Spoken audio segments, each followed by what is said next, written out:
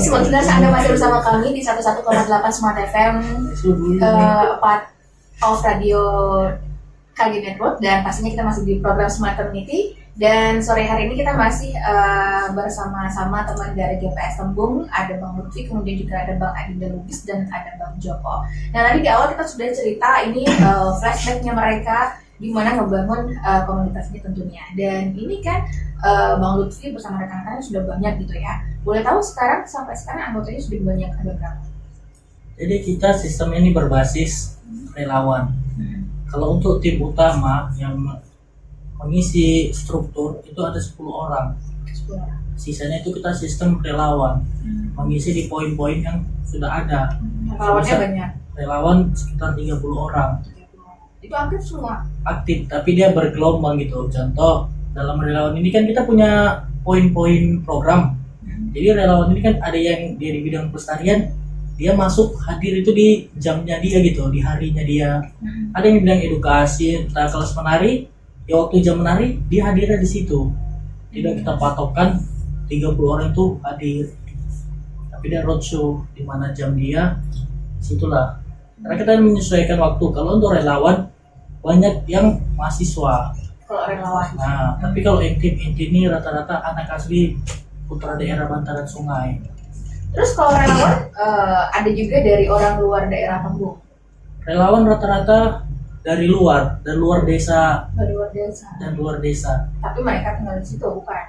Mereka tinggal anak kos, ada dari Medan, ada dari Deli Serdang, ada yang merantau juga.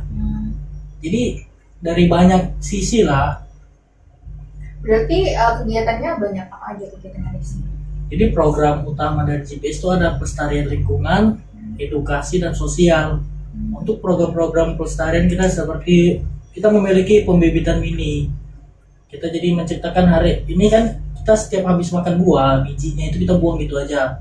Hari ini kita mencoba tuh kita mengumpulkan. Contoh di stand-stand pokat kocok itu kita datangi mereka, kita berikan satu kantong. Maksudnya biji-bijinya itu ya kami kutip nantinya. Kumpulin ya. Nah, setelah itu kita semai. Kita semai ketika itu nanti ketika jadi hasilnya itulah kita bagikan ke komunitas-komunitas pecinta alam.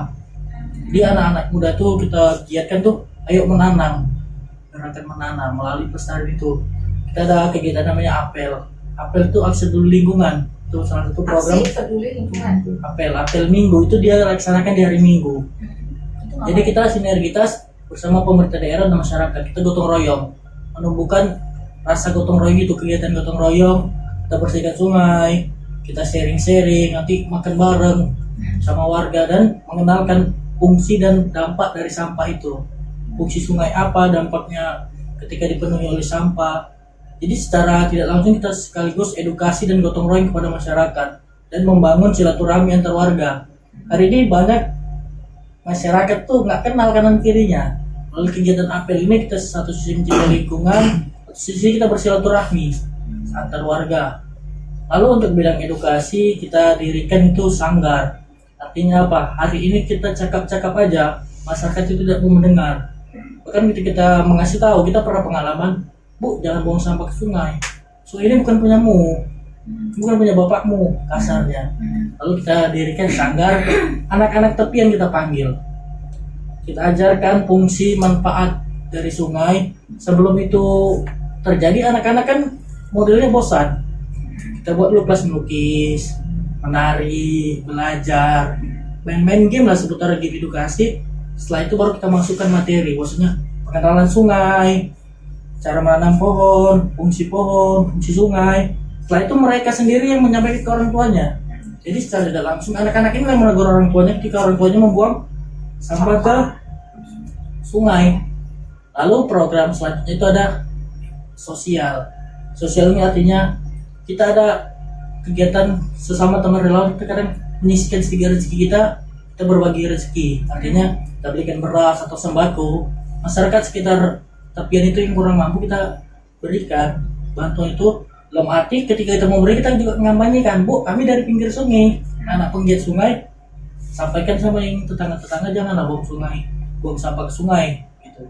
Sembari memberi sesuatu. Jadi ketika kita memberi, kita memberikan pesan moral juga, maksudnya untuk melestarikan sungai, seperti kegiatan seperti itulah, rangkaian beberapa kegiatan GPS. Oke. Nah, untuk kayak Bang Adinda sendiri, Bang Joko sendiri, ini mereka kan memang dalam struktur organisasi di GPS Tembung ya? Enggak, relawan, termasuk relawan. Relawan bisa masuk, Hmm. cuman lebih tepatnya ada sebuah awalnya kayak kolaborasi seperti biasa, kemitraan. Jadi kita punya program yang juga berkaitan dengan teman-teman GPS gitu. Karena kita berbasis mitigasi bencana, saya juga Syahdan kan ada kisah di balik kisah dulu Kak. Bagaimana pertemuan dengan GPS? Kan mungkin dari situ dulu awalnya bagaimana kan? Yang pasti itu berawal dari juga kebencanaan. Awalnya kita bergerak sama gerakan-gerakan penghijauan.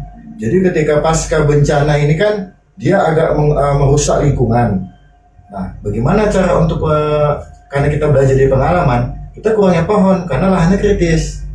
Nah, kira-kira bagaimana kalau kita tanam pohon untuk nanti sebagai mitigasi struktural secara alami kan? Makanya ada sebuah kesamaan. Kemudian juga ada GPS ini saya mungkin sedikit tambahkan. Dahulunya itu di taman itu adalah sampah sebelum teman-teman dari GPS Tembung ini hadir melakukan pergerakan. Nah, dari situ saya merasa panggilan jiwa ya Kak. Yang tadi kita bisa terbayang, terbayang saya, karena saya udah pernah ke sana kan. Sampahnya itu kalau kita bayangkan itu tumpukan sampah, berarti ketika ada gerakan teman-teman ini kan sangat positif sekali. Dan bahkan masyarakat tergerak ya, karena sudah dimulai. Ada yang nyiram-nyiram nanti tanaman, ada yang juga saling menjaga tamannya. Itu di sepanjang Sungai Tembung atau gimana? Khususnya sih di seputaran Sanggar ya. Seputaran Sanggar. Saya menyebutnya taman edukasi saya bilang ya. Edukasi. Iya. Yang udah digerakkan sama teman-teman kan gitu. Oh, sebelumnya dulu tempat pembuangan sampah. Iya. Oke. Kan sangat Jadi menarik sekarang sekali. masyarakat buang sampahnya kemana? Ada TPA khusus atau bagaimana? Ada diarahkan ke tempat lain? Nah, untuk saat ini udah Ada. jarang ya untuk buang Sebagian sampah ke dia situ ya. membuat ekobrik karena kita kampanyekan ekobrik. Satu lagi misalnya Ekobrik, lalu ada juga sekarang mulai kita sodorkan pemerintah becak keliling untuk mengangkut Iya, sampah. bisa keliling. Untuk memfasilitasi kan apa yang sudah digerakkan kan gitu. Jadi Bang Syahdan, Bang Adinda Iya. Lubis sendiri ini ngapain aja, ngasih arahan Iya. atau pembinaan yang seperti apa? Jadi kita ada kolaps juga Kak, kolaborasi program itu tadi fokusnya itu adalah di edukasi kebencanaan karena mengingat wilayah kita itu kan wilayah sungai juga. Iya. Sungai itu kan mempunyai potensi ancaman juga gitu. Ada yang hanyut ya kan? Iya, dan juga banjir kan terkadang kan. Karena sungai Percut, cuma sungai Percut kalau kita bicara pengendalian banjirnya itu lebih baik dibandingkan sungai Deli.